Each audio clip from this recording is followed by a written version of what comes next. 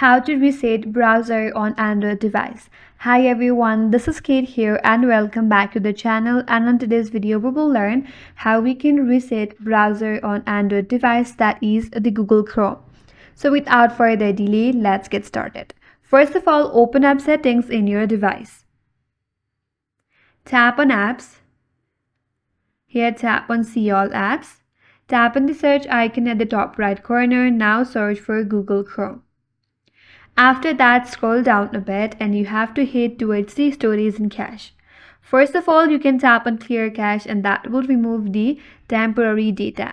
Now to fully reset your Chrome in your Android device, you have to clear the storage. Tap on manage space and here tap on clear all data.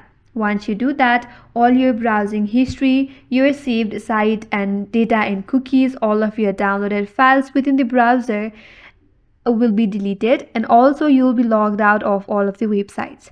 Also, the bookmarks and password will remain if synced with your Google account.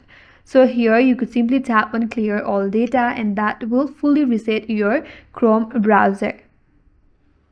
That's it, and that's all for today's video. Hope this video was helpful, and if you are new to our channel, consider subscribing. Thanks for watching and stay tuned for more videos.